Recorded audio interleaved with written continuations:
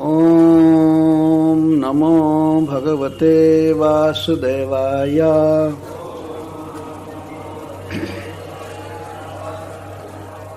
ओम नमो भगवते वासुदेवाय।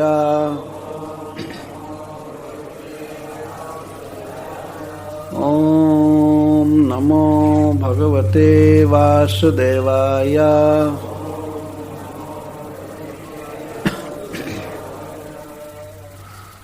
श्री शुक उवाच। अभी इसके पहले सौनक जी सुख जी ज्यादा बोल रहे थे, अब सुखदेव गोस्वामी चालू करते हैं। वे आसन ग्रहण कर लिए हैं। महाराज परीक्षित ने प्रश्न किया है, इसको थोड़ा ऊंचा कीजिए।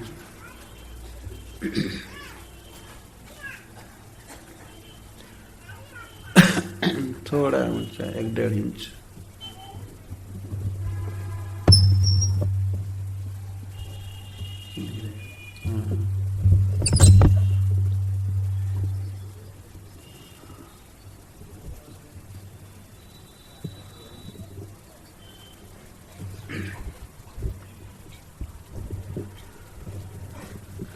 वरीयाने सते प्रश्नः कृतो लोकहितं नृप। आत्मवित् सम्मतः पुंसां श्रोतव्यादिषु यः परः। श्रोतव्यादीनि राजेन्द्र नृणां सन्ति सहस्रशः। अपश्यतामात्मतत्त्वं गृहेषु गृहमेधिनां। निद्रया ह्रियते नक्तं व्यवायेन च वावयः। दिवाचार्थे हया राजन् कुटुम्बभरणेन वा। देहापत्यकलत्रादिषु आत्मसैन्ये स्वसत्स्वपि। तेषां प्रमत्तो निधनं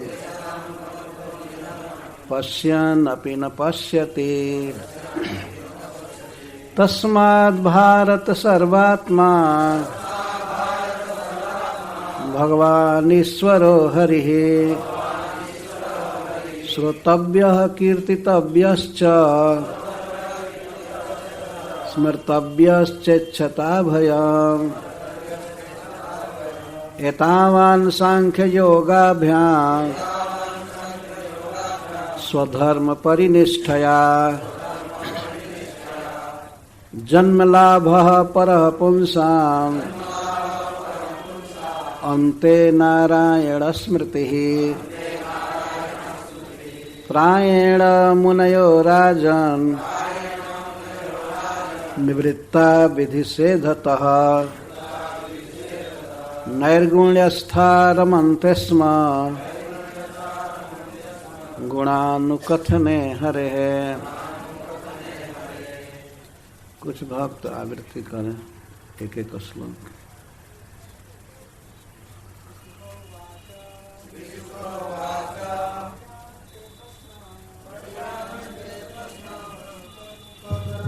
कुत लोकहितं नृप। आत्मवित् सम्मतः पुंसां श्रोतव्यादिषु यः परः। श्रोतव्यादिषु यः परः।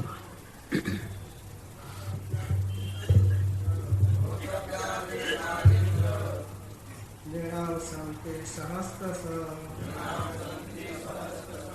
अपश्यतात्मतत्त्वं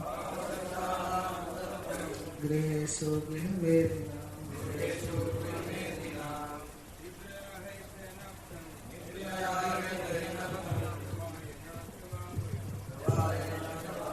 दिवाचार्थः या राजन् कुटुम्बभरणेन वा।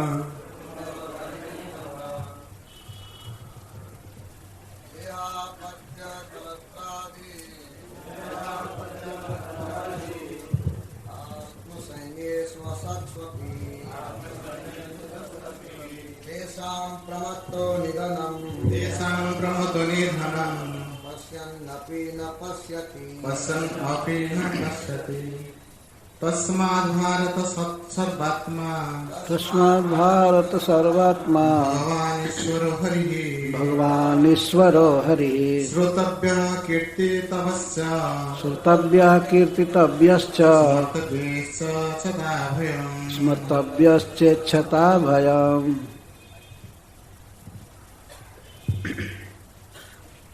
और कोई आत्मा? एतावन् सांख्य योगाभ्याम एतावान् सांख्य योगाभ्याम स्वधर्म परनिष्ठया स्वधर्म परिनिष्ठया जन्मलाभ परपुंसा जन्म लाभ परः पुंसाम् अन्ते नारायण स्मृति अन्ते नारायण स्मृतिः। प्रायेण मुनयो राजन् निवृत्ता विधिसेधतः नैर्गुण्यस्था रमन्ते स्म गुणानुकथने हरेः। माता जी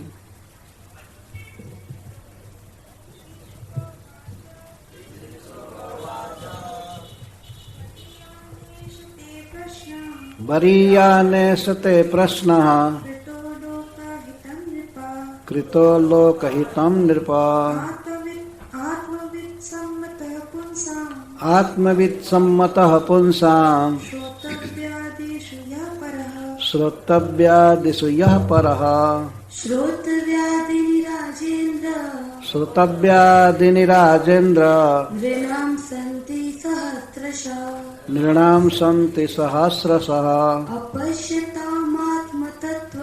अपश्यतामात्मतत्त्वं गृहेषु गृहमेधिनाम्।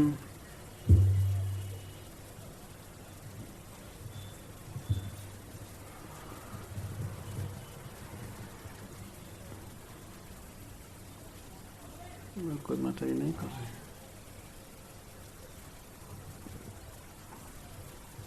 ब्रज सेविका तुम पढ़ सकते हो ना?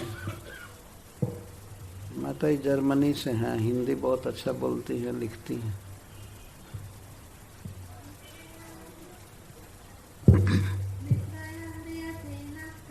निद्रया ह्रियते नक्तम् व्यवायेन च वावयः दिवाचार्थे हया राजन् कुटुम्ब भरणेन वा।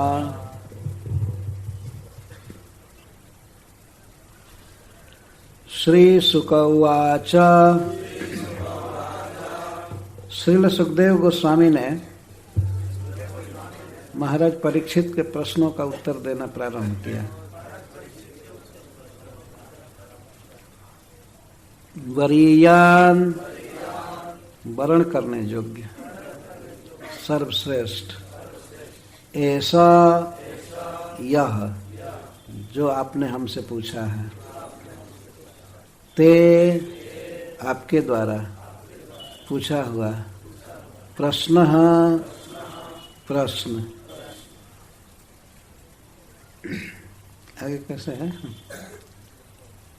कृतः आपके द्वारा किया गया लोकहितम् इससे सब लोगों का हित होगा। नृप हे राजन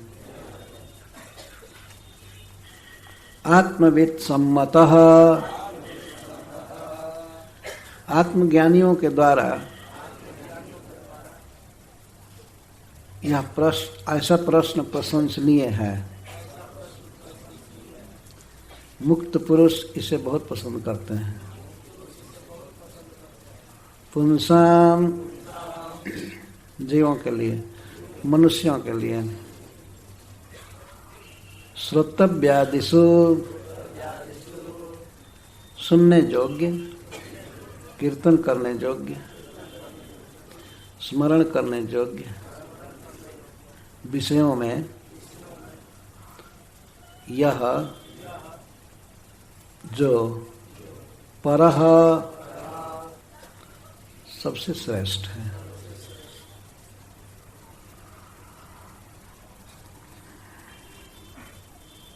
तो एक बार हिंदी में इसको बोल लिया जाए। हे महाराज परीक्षित, मनुष्यों के द्वारा सुनने योग्य, कीर्तन करने योग्य या स्मरण करने योग्य, करने योग्य आदि विषयों में आपके द्वारा किया हुआ यह प्रश्न सबसे श्रेष्ठ है और यह वर्णीय है। माया बंधन से जो मुक्त हो चुके हैं ऐसे ज्ञानी जन इस प्रश्न का बहुत आदर करते हैं।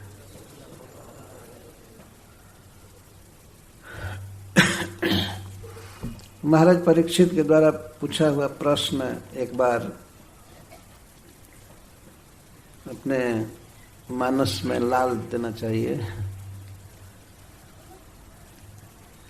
क्या मैं किसी से पूछ सकता हूँ क्या प्रश्न किए थे महाराज परीक्षित?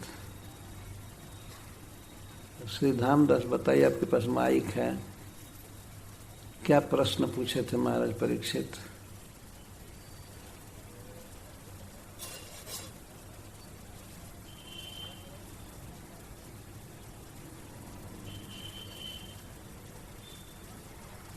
खड़ा होकर पूछिए।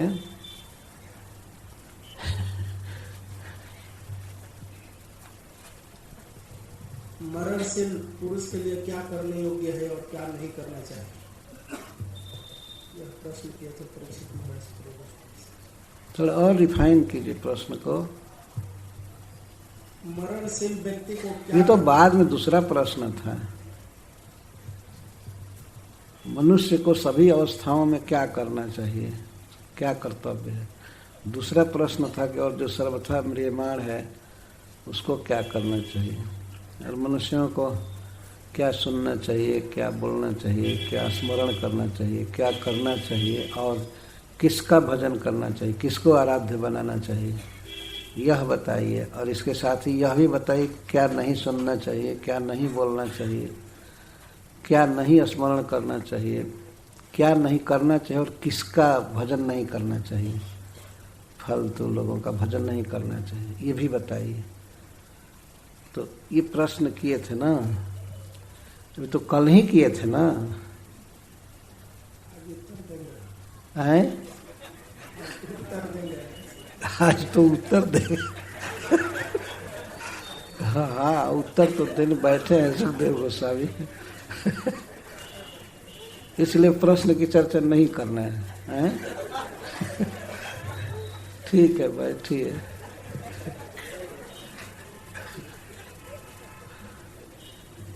तो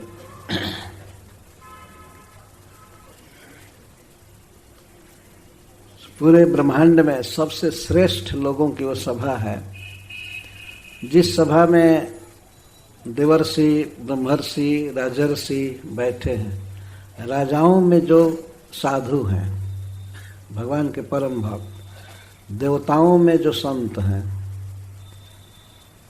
और ब्रह्मर्षि, ब्राह्मणों में जो सबसे श्रेष्ठ, ऐसे महान लोग वहाँ बैठे हैं। और इस जगत का सम्राट, संपूर्ण पृथ्वी का सम्राट प्रश्न पूछ रहा है।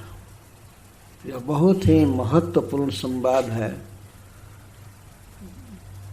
जिस संवाद में राजा प्रश्न कर रहे हैं कि समग्र मनुष्यों के लिए सभी अवस्थाओं में करने जो क्या है, और भी स्पष्ट पूछ रहे हैं कि क्या उसे सुनना चाहिए, क्या बोलना चाहिए, किसका स्मरण करना चाहिए, और कर्मेंद्रियों से या ज्ञानेंद्रियों से उसे क्या करना चाहिए और किसका भजन करना चाहिए।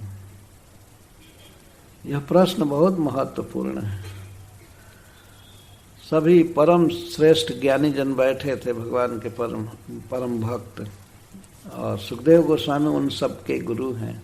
योगी नाम परमम गुरु, समस्त भक्तों में श्रेष्ठ है सुखदेव गोस्वामी। उनसे ये प्रश्न पूछा गया। संसार का सबसे बड़ा दार्शनिक, सबसे बड़ा ज्ञानी बैठा है उत्तर देने के लिए, और महाभागवत श्री परीक्षित महाराज प्रश्न कर रहे हैं। वैसे आज के युग में मनुष्यों में ये कोई आत्म तत्व की जिज्ञासा नहीं है, अपने जीवन के कर्तव्य के विषय में इसे नहीं सुनते हैं। लेकिन सामान्य व्यक्ति अगर कुछ बोलता है तो उसको बड़े ध्यान से सुनते हैं। जैसे अगर 26 जनवरी को गणतंत्र दिवस पर यदि राष्ट्रपति और प्राइम मिनिस्टर कुछ बोलता है तो सारा देश सुनता है क्या बोल रहे हैं, और सामान्य बात होती है, सामाजिक बातें, तो ये अध्यात्म का तो टच भी नहीं होता है।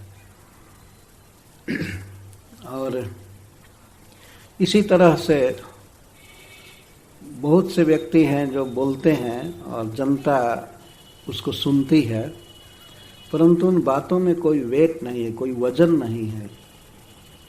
लेकिन महाराज परीक्षित के द्वारा पूछे हुए प्रश्न का बहुत बड़ा अर्थ है, आशय है और गंभीर है। तो श्रील सुखदेव गोस्वामी महाराज परीक्षित के प्रश्न का उत्तर देना प्रारंभ कर रहे हैं। तो सबसे पहले राज्ञः प्रश्नम अभिनंदति, महाराज परीक्षित के प्रश्न का अभिनंदन कर रहे हैं, अनुमोदन कर रहे हैं। हे राजन, ते त्वया पुंसां श्रोतव्यादिषु मध्ये यह परः श्रेष्ठ गोचरः प्रश्नः कृतः एष बरीयान्। आपका प्रश्न अत्यंत श्रेष्ठ है, सराहनीय है, और श्रोतव्यादि विषयों में यह सबसे श्रेष्ठ है। क्यों? जतो लोकहितम एतत्, इस प्रश्न से लोक का हित होगा। लोक को ही लोग कहते हैं, ग लगा देते हैं, लोकहित, समग्र मनुष्यों का हित इसी में है। इस प्रश्न के वक्तव्य के रूप में जो उत्तर आएगा उस अभिप्राय से सुखदेव गोस्वामी बोल रहे हैं। तो ऐसा प्रश्न होगा तभी न इसका उत्तर आएगा। इसका अर्थ है कि यह प्रश्न और इसके उत्तर के रूप में जो भी वक्तव्य विषय आएगा, इसी से संसार का परम कल्याण होगा, हित होगा। क्यों हित होगा? मोक्ष हेतुत्वात्, में मोक्ष हेतु। ऐसा प्रश्न से और इसके उत्तर से लोगों का जन्म मरण बंधन मिटेगा, दुख मिटेगा, सब सुखी होंगे, अपने स्वरूप में होंगे। ये अर्थ मोक्ष। कहीं बंधा है जीव और बुरी तरह से बंधा है, बहुत दुख में है, जैसे देह में आत्मबुद्धि किया है तो देह में वो बंधा है। बंधा है, मनोमय बंधन है वास्तव में, जिसको हृदय ग्रंथि कहते हैं, हृदय में बंधा है। और इस बंधन से उसे बहुत दुख हो रहा है, जन्म मरण और बुढ़ापा, रोग आदि का दुख भोग रहा है। ऐसा कुछ उपाय होना चाहिए समाज में जिससे कि जीव का यह दुख, ये बंधन दूर हो।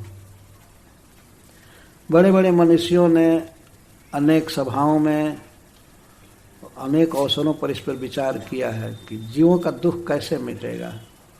पहले के मनीषीगण भी और आज के भी तथाकथित मनीषी बैठते हैं सभाओं में, संसद में, विधानसभा में, और यही सोचते हैं कि कैसे जनता का दुख मिटेगा।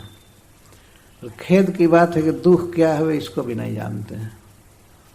मिटाने की बात तो अलग रही, पर अपनी बुद्धि से वे दुख को मिटाना चाहते हैं, कल्याण करना चाहते हैं। यह सभा तो सबसे श्रेष्ठ सभा है जिसमें साधन और साध्य की बात आएगी। जीव का दुख कैसे मिटेगा, उसका वास्तविक कर्तव्य क्या है, उसे क्या सुनना चाहिए, क्या बोलना चाहिए, क्या याद करना चाहिए, किसका भजन करना चाहिए और किसका नहीं करना चाहिए। आजकल के इन प्राकृत सभाओं में इस पर कुछ भी विचार नहीं होता है किसका भजन करना चाहिए। जिसका करते हो करो, ज़्यादा से ज़्यादा छूट देंगे तो इतना ही दे सकते हैं। तुम जिधर चलोगे वही रास्ता हो जाएगा। जत मत तत पंथ। तुम्हारे मन में आना चाहिए कि ये रास्ता ठीक है तो वही ठीक है। आजकल के लोग ऐसे बोलते हैं। कोई पूछे कि इधर से पूरी कैसे जाएंगे तो कहे जिस रास्ते को पकड़ लोगे वही पूरी चला जाएगी। और इधर भद्रक के तरफ चल दे, कटक के तरफ, बालेश्वर के तरफ, और कहे कि अब तो मैं पूरी पहुंचने ही वाला हूँ, क्योंकि ये भी रास्ता जाएगा। तो रास्ता है लेकिन वो पूरी के लिए रास्ता नहीं है ना, तो उल्टा ले जा रहा है।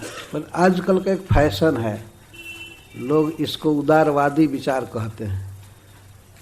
किसी पर कटाक्ष मत करो, जो जो कर रहा है वो ठीक है, और जो जिसको पूज्य मान ले, आराध्य मान ले, ईश्वर मान ले, भगवान मान ले, तो उसके लिए वही भगवान है। अगर आप किसी कुत्ता को भी कहें कि भगवान है तो दूसरे लोग कहते हैं हाँ ठीक है, तुम्हारा भाव ठीक है। परंतु ये ऐसे अंधों की सभा नहीं है, ये महान ज्ञानियों की सभा है जिसमें समग्र मानव जाति के हित पर विचार किया जा रहा है। और सुखदेव गोस्वामी ने प्रश्न को सुनते ही कह दिया कि लोकहितम कृतो लोकहितम नृपा। अंततः आप राजा हैं, सबका कल्याण आप चाहते हैं, प्रजा का।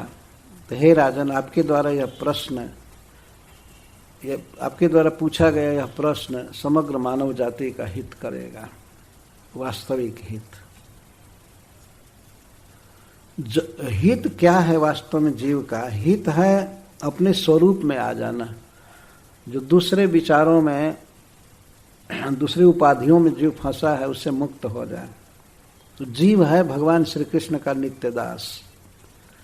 तो श्री कृष्ण में मन का अभिनिवेश होना, मन आसक्त हो जाए श्री कृष्ण में, वास्तव में जीव के लिए यही प्राप्तव्य है, यही साध्य है। पर भगवान कृष्ण में मन लगेगा कैसे? जब तक व्यक्ति भगवान श्री कृष्ण के विषय में श्रवण नहीं करेगा तब तक मन नहीं लगेगा। भगवान की कथाएं जब होती हैं तो उसमें भगवान का नाम, भगवान के गुण, भगवान के चरित्र, तो लीलाएं, ये सब बारंबार कानों के क्षेत्र से प्रवेश करते हैं हृदय में। कितना सुंदर है भगवान, इस बात का ज्ञान होता है। कितने दयालु हैं और कितने धनी हैं, अनंत अपार ऐश्वर्य है उनका, और जीवों के परम सुहृद हैं, सुहृदम सर्वभूतानां। तो भगवान श्री कृष्ण के विषय में जब ये कथाएं होती हैं तब सुनने वालों के हृदय में भगवान की छवि उतर जाती है। उनका सौंदर्य, उनका गुण माधुर्य, कृपा, ऐश्वर्य सब उदित होता है। तब जीव की आसक्ति होती है भगवान में, श्रोताओं की, और फिर वे श्रवण से प्रभावित होकर भगवान के गुणों की जानकारी मिल जाने पर वे कीर्तन करते हैं। कीर्तन, कथा कहना भी कीर्तन है और गाना भी कीर्तन है, जप करना भी कीर्तन है, संख्या संकीर्तन कहते हैं। और जब जीव भगवान के गुणों का श्रवण करता है, कीर्तन करता है, तो सहज ही स्मरण होता है, भगवान हृदय में छा जाते हैं। तो श्री कृष्ण को हृदय में बसाने के लिए, लाने के लिए श्रवण ही सबसे बड़ा साधन है। श्रृणवताम स्वकथाम कृष्ण पुण्य श्रवण कीर्तन हृदयंतस्थो ह्यभद्राणि विधुनति सुहृदसता। कथा सुनने वालों के हृदय में भगवान बैठ जाते हैं और वे वहाँ के सारी कामनाओं को, कुत्सित विचारों को सब ध्वस्त कर देते हैं।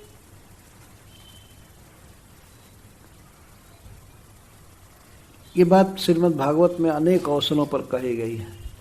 तो सुखदेव गोस्वामी महाराज परीक्षित के प्रश्न की प्रशंसा कर रहे हैं। धन्य है आपका प्रश्न, वास्तव में इसी से संसार का, समग्र मानव जाति का कल्याण होगा, हित होगा। इसी से भगवान श्री कृष्ण में चित्त का अभिनिवेश होगा वे हृदय में उतरेंगे। और कृष्ण का चरित्र, कृष्ण का रूप, कृष्ण का गुण, कृष्ण का नाम, ये सब चिन्मय है।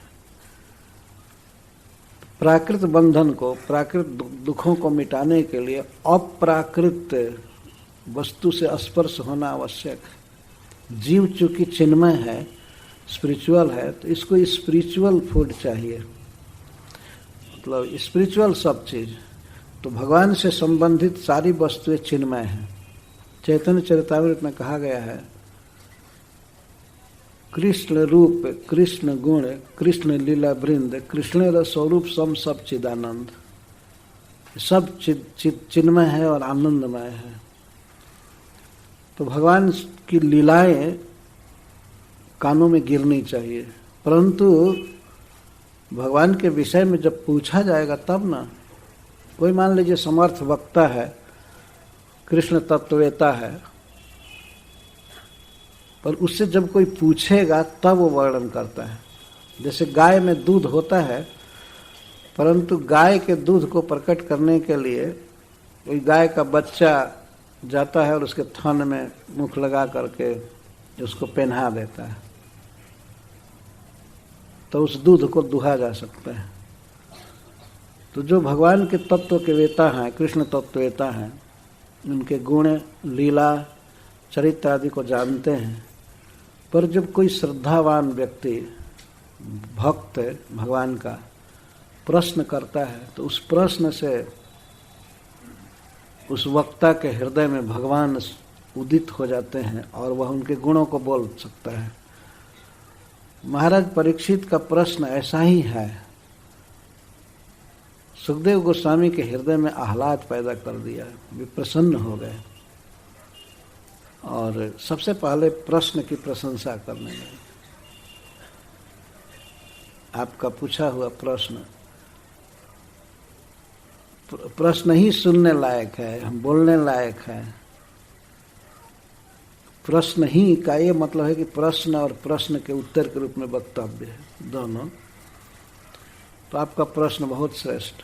वास्तव में प्रश्न पर ही आधारित होता है कोई लेक्चर। जिज्ञासा जब अच्छी होती है तो उसके अनुसार उत्तर होते हैं।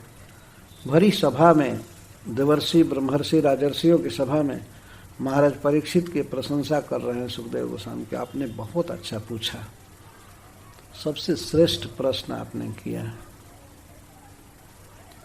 तो महाराज परीक्षित ने यह भी पूछा था कि ब्रूहि जद्वा विपर्जयम। तो श्रील सुखदेव गोस्वामी सबसे पहले विपर्जय का ही उत्तर दे रहे हैं इस प्रश्न का। मनुष्य को क्या नहीं सुनना चाहिए, क्या नहीं बोलना चाहिए, क्या स्मरण नहीं करना चाहिए, कौन काम नहीं करना चाहिए और किसकी भक्ति नहीं करनी चाहिए, इसको विपर्जय, उल्टा ब्रूहि जद्वा विपर्जयम, ये प्रश्न किए। तो श्रील सुखदेव गोस्वामी 3 श्लोकों में इसी का उत्तर दे रहे हैं। दूसरे श्लोक से लेकर के 2, 3, 4 तक 3 श्लोकों में जो नहीं करना चाहिए उसका वो बता रहे हैं। और वैसे मनुष्यों के जो स्वाभाविक क्रियाकलाप हैं, पारिवारिक काम, सामाजिक कार्य, राजनीतिक कार्य और जो भी हैं, आर्थिक काम, ये सब अनर्थ करते हैं, अर्थ की प्राप्ति नहीं करा पाते हैं। जीव का अर्थ है कृष्ण प्रेम, पंचम पुरुष अर्थ, पुरुषार्थ। इसको जो नहीं प्राप्ति करावे उसको अनर्थ कहते हैं, बल्कि उल्टे नरक आदि दुख में डाल दे। तो ये जो मनुष्यों की क्रियाएं हैं, काम धंधा है और जो भी है, ये अनर्थकारी है। अतः ये कह करके इस प्रश्न का उत्तर दे रहे हैं क्या नहीं सुनना चाहिए, क्या नहीं बोलना चाहिए, क्या नहीं स्मरण करना चाहिए इत्यादि।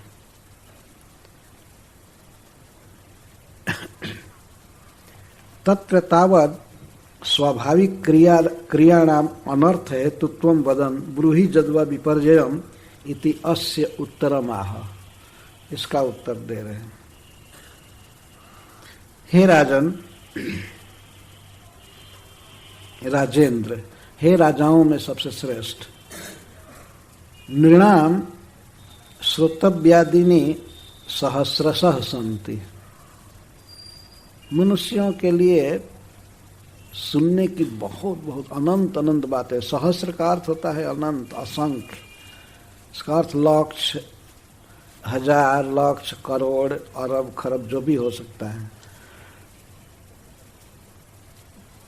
अपश्यतम आत्म तत्वम, जिन मनुष्यों को आत्मा के विषय में, परम आत्मा के विषय में कुछ भी ज्ञान नहीं है, जो नहीं देख रहे हैं, केवल शरीर तक जिनकी चेतना है, जिनका ज्ञान बस शरीर तक है, और इह लोक का सुख स्वाच्छंद ही जिनका बस परम निर्णय है, एतावदिति निश्चिता, निश्चय कर चुके हैं कि बस इस संसार में ज़्यादा दिन जीना और इंद्रियों के भोगों को भोगना, जस प्राप्त करना, ऊंचा पद प्राप्त करना, यही हमारे जीवन का सब कुछ है। ऐसे लोग आत्मा को नहीं जानते हैं। इस शरीर में वास्तव में आत्मा ही मुख्य वस्तु है। वो है तभी शरीर चल रहा है, हिल रहा है, सुन रहा है, बोल रहा है। तो इस शरीर के भीतर जो आत्मा है वही मुख्य चीज है। और आत्मा वास्तव में परम आत्मा का, भगवान श्री कृष्ण का एक अंश है। तो वास्तविक आत्मा है श्री भगवान, जिनको परम आत्मा कहते हैं, परमात्मा। तो जिन लोगों को परमात्मा का ज्ञान नहीं है, अपश्यता, नहीं देख रहे हैं, अर्थात नहीं समझ रहे हैं, तो ऐसे मूढ़ मनुष्यों के लिए सुनने, बोलने, स्मरण करने आदि के लिए सहस्रशः सन्ति, अनंत अनंत विषय हैं। सुनते रहते हैं, पढ़ते रहते हैं, देखते रहते हैं। आत्मा के बारे में कोई ज्ञान नहीं है, भगवान के बारे में कोई ज्ञान नहीं। इस बात को सब जगह तो देख ही सकते हैं, चाहे भुवनेश्वर हो, चाहे दिल्ली हो, कोई हो, सब जगह मनुष्यों की क्या गति है, क्या वे पढ़ रहे हैं, क्या सुन रहे हैं, क्या स्मरण कर रहे हैं, सब देखा जाता है। विशेष करके विदेशों में ज्यादा लोग श्रवण कीर्तन करते हैं।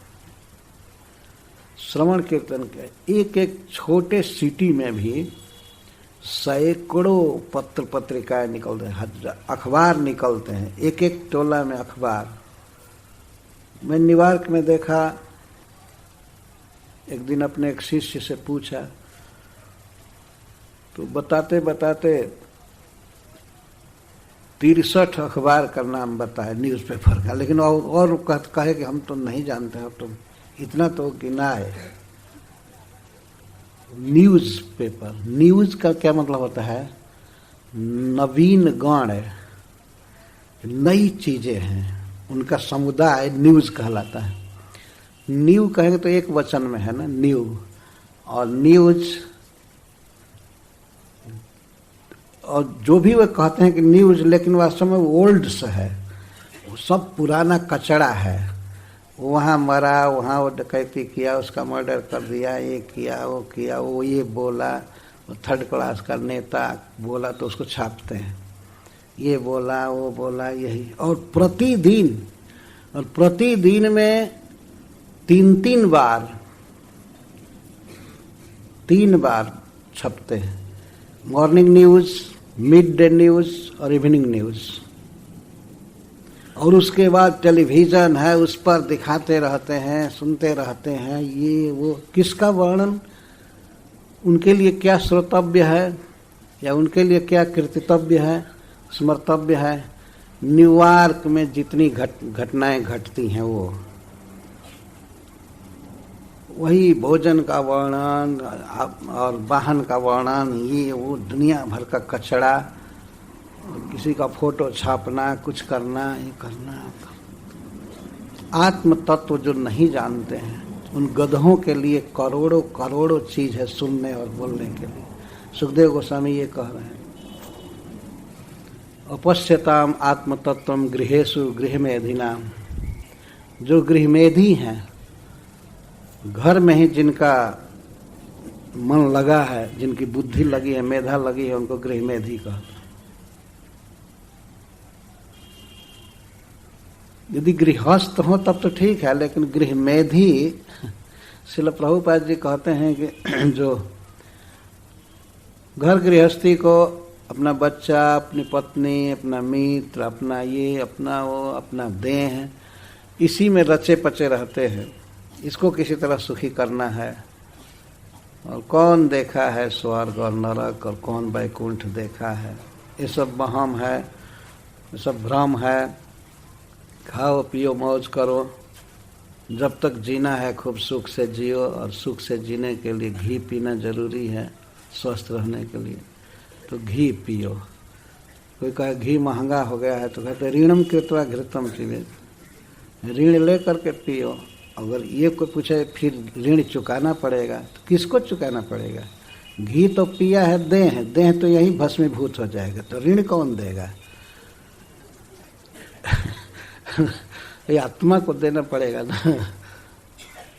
तो कहाँ जाएगा आत्मा को? कोई पता क्या लगाएगा? उसको क्या नोटिस भेजेगा कि तुमने हमारा घी पिया है, पैसा लिया है? आत्मा को तो पता नहीं लगेगा।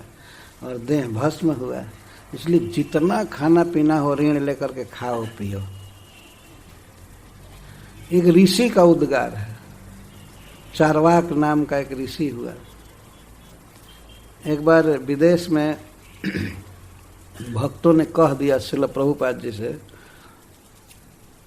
तो भारत का ऋषि भी ऐसी बात कहता है, जहाँ ज्ञानियों का जन्म स्थान है, ये भूमि ही ज्ञानियों की है, भक्तों की है, वहाँ भी इस प्रकार की बात बोलने वाला, और वो भी ऋषि, कि खाओ पियो मौज करो, लोक परलोक कौन देखा है? तो प्रभुपाद जी तुरंत कहे कि हाँ, भारत का ऋषि है, इसीलिए ना घी पीने के लिए कह रहा है, शराब पीने के लिए नहीं कह रहा है। तो वो कहे कि अगर तुम्हारे देश का ऐसा कोई होता है तो यही कहता है खूब ड्रिंकिंग करो और व्यभिचार करो, मांस खाओ, ये करो वो करो। कम से कम भारत का ऋषि है तो घी पीने तक ले गया। पर जो भी हो, घी पीने की बात हो चाहे कुछ भी, ये तो अपश्यता आत्म तत्व। इस शरीर को पोष करके आत्मा का क्या हित होगा? इस शरीर की पुष्टि से यदि व्यक्ति कीर्तन करे, भगवान का प्रचार करे, कथा सुने, तो माना जाएगा कि इस शरीर को पोषने का भी कुछ लाभ हुआ। तो श्रील प्रभुपाद जी कहते हैं सारे जगत में जितने भी मनुष्य हैं, इनको भगवान का और भगवान के अंश जीव का कोई ज्ञान नहीं। वे ये जानते हैं कि शरीर छूटेगा, शरीर मरेगा, हम उसी दिन खत्म हो जाएंगे। When body is finished, everything is finished। इसके आगे पीछे कुछ नहीं था। चालू भी हुआ है जीवन शरीर के प्रारंभ से, और शरीर के समाप्त होने पर सब समाप्त हो जाए। ये कहा जाए कि नहीं, इस जन्म का लेखा जोखा सब दिखाना पड़ेगा, तुम्हारी गति होगी, अरे सब फालतू है, ऐसे बोल देते हैं। बोले कुछ भी करे, लेकिन सुखदेव गोस्वामी कहते हैं कि जो अपश्यताम आत्म तत्व, जिन्हें आत्मा का ज्ञान नहीं है, उन लोगों के लिए तो सुनने कहने की हजारों चीजें हैं, लाखों करोड़ों है। ये भक्तों के लिए कह रहे हैं कि इसे नहीं सुनना चाहिए, ये फेज है। वास्तव में आत्मा भगवान के संपर्क के लिए तड़प रहा है, क्योंकि उनका ही वो अंश है। श्रील प्रभुपाद उदाहरण देते हैं कि जैसे पिंजड़े में कोई पक्षी है, बंद है, उसको भोजन पानी नहीं मिला है तो तड़फड़ा रहा है। तो कोई व्यक्ति आवे और पिंजड़े पर सोने का पालिश करे और रेशमी कपड़ा ला करके ओढ़ा दे और लगा दे वहाँ पर रेडियो संगीत सुनाने के लिए पक्षी को, या झूला पर बैठा दे झूला झूलाने लगे। लेकिन जब तक उस पक्षी को जल और भोजन नहीं मिलेगा तब तक वो चे चे करता रहेगा, तड़पता रहेगा। यही हालत जीवों की है वास्तव में। हम लोग श्री कृष्ण के हैं, हम लोग भी चित्कण हैं, भगवान भी चित्घन हैं, एक ही जाति के, उनके ही खास अंश हैं। वास्तव में जीव दुखी है उनके संग के लिए, पर जीव को, मनुष्य को सुखी करने के अनेक उपाय किए जा रहे हैं और सारे उपाय शरीर तक सीमित हैं, आत्मा को टच नहीं करते। जैसे पिंजड़े की कोई भी सजावट वो पक्षी का क्या करेगा, पक्षी तो रोता ही रहेगा। कोई एक उदाहरण में प्रहलाद महाराज बताते हैं, हरि ही साक्षात भगवान शरीरणाम तोयम झसाणाम यो तोयम इप्सित। हरि ही साक्षात भगवान शरीरणाम आत्मा झसाणाम यो तोयम इप्सित। जैसे जल, मछली को जल की आवश्यकता होती है, जल से बाहर निकाल करके किसी भी उपाय से मछली को सुखी नहीं किया जा सकता है, उसी प्रकार से मनुष्यों को सुखी नहीं किया जा सकता है कृष्ण से वियुक्त रह करके। अगर सुखी करना है तो कृष्ण से के संपर्क में उसको डालना चाहिए। तो श्री कृष्ण ही समस्त सुख के स्रोत हैं, समस्त ज्ञान के, वैराग्य के, यश के। उनके संपर्क में आना चाहिए। उनके संपर्क में आने के लिए श्रवण पहला जरूरी है। जब तक मनुष्य जाति भगवान कृष्ण के विषय में प्रचुर श्रवण नहीं करती है तब तक इस मानव समुदाय का दुख मिटाया नहीं जा सकता है। तो श्री कृष्ण के बारे में सुनना, बोलना, स्मरण करना, यही सब चीज मुख्य है। लेकिन इसके अलावा जो भी सुनना, बोलना है, स्मरण करना, यह सब माया का फेज है वास्तव में। माइक वस्तुओं का वर्णन करना या सुनना, माइक शब्द, माइक मायामय स्पर्श करना, विचार करना, हमेशा चिंतन करना, याद करना, कितना समय जा रहा है लोगों का इसमें। ऐसे लोगों का सारा मानव जीवन का जो एसेट है, जो साधन है, वो व्यर्थ चला जाता है। वास्तव में भगवान ने एक अवसर दिया है मनुष्य शरीर में उनको समझने का, उनसे प्रेम करने का। बहुत दुर्लभ साज समाज है मनुष्य शरीर, लेकिन मनुष्य शरीर का समय बिल्कुल व्यर्थ के कामों में जा रहा है। सुखदेव गोस्वामी कहते हैं, निद्रया ह्रियते नक्तम व्यवायेन च वा वयः दिवाचार्थे हया राजन कुटुंब भरणे नवा। हे राजन, बड़े ही दुख की बात कह रहे सुखदेव गोस्वामी कि ऐसे लोगों का जो भगवत तत्व को, जीव तत्व को नहीं जानते हैं, उनका सारा समय व्यर्थ के काम में चला जाता है। नक्तम, निद्रया ह्रियते नक्तम, निद्रा के द्वारा उनकी रात हर ली जाती है। अर्थात नक्तम जद वयः, रात्रिकालीन जो उम्र है जीव की, मनुष्य की 12 घंटे की रात होती है, तो वह मोस्टली निद्रया ह्रियते, निद्रा के द्वारा हर ली जाती है। अगर जगता भी है ऐसा अनाड़ी आदमी, ऐसा अज्ञानी व्यक्ति, तो जगता है स्त्री प्रसंग में। ऐसा नहीं कि रात को जगे और माला उठाकर हरे कृष्ण जपने लगे, तो सार्थक हो जाएगा। अगर रात मान लीजिए 12 घंटे की होती है, उसमें से 10-20 मिनट भी जप कर दिया तो पूरी रात सार्थक मानी जाएगी। जैसे किसी वृक्ष के एक शाखा में थोड़ा 2-4 फल भी आ जाए तो ऐसा नहीं कह सकते कि वो वृक्ष निष्फल है। थोड़ा ही फल लगा लेकिन फल लग गया ना, तो सफल वृक्ष है। तो थोड़ा भी अगर जप किया जाए, भगवान को प्रणाम किया जाए, भागवत पढ़ा जाए, तो सफल जीवन हो जाएगा। लेकिन विषयों की, मूर्खों की रात केवल निद्रया ह्रियते।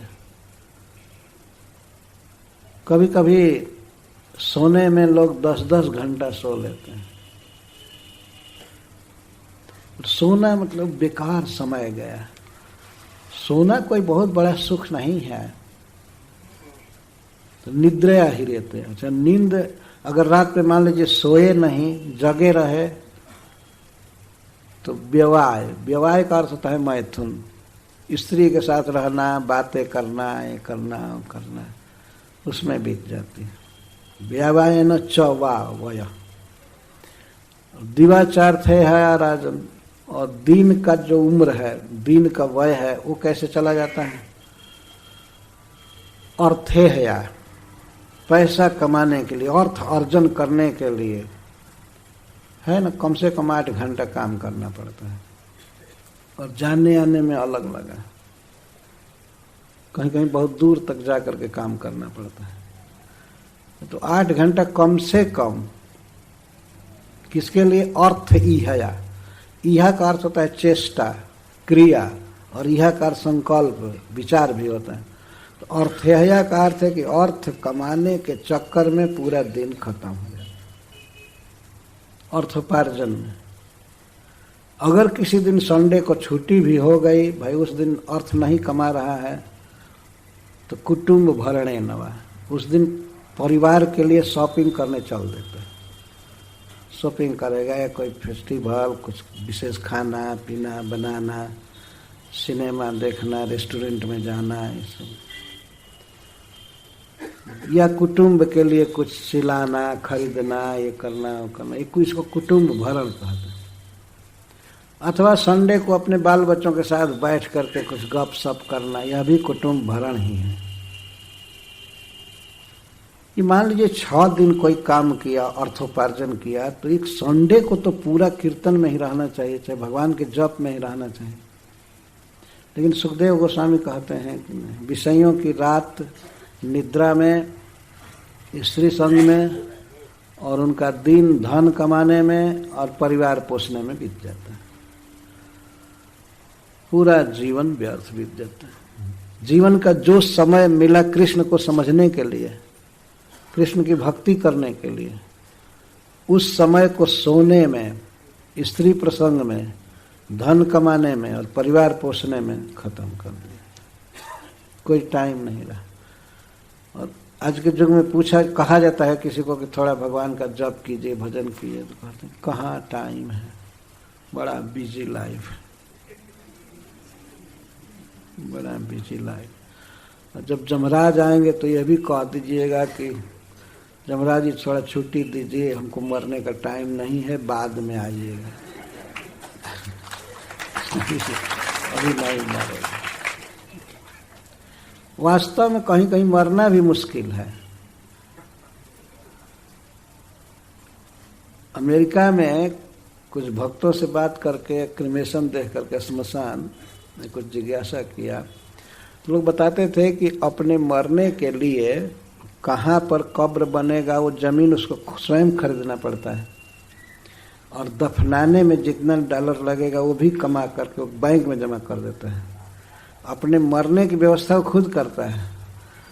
तो मैं कहा कर जिसको जमीन न हो तो एक भक्त का तो मरने नहीं दिया जाएगा। अगर अपने लिए जमीन नहीं है कब्र बनाने के लिए तो उसको मरने नहीं दिया जाएगा। बहुत कठिन है मरना भी। मतलब मर करके भी फिर बहुत फजीहत होती है, बहुत दुर्दशा है। अपने मरने की व्यवस्था करो, रुपया जमा करो, कैसे दफनाया जाएगा, क्या किया जाएगा, फिर दफनाने के बाद कैसा टम्ब बनेगा, उस पर पत्थर मार्बल लगाना, ऐसा सारा खर्च।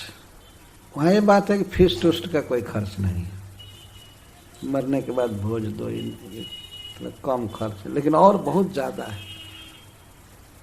एक व्यक्ति कह रहे थे कि कम से कम $10,000 जमा करना होगा सब चीज के लिए, तो गरीब आदमी मर भी नहीं सकता।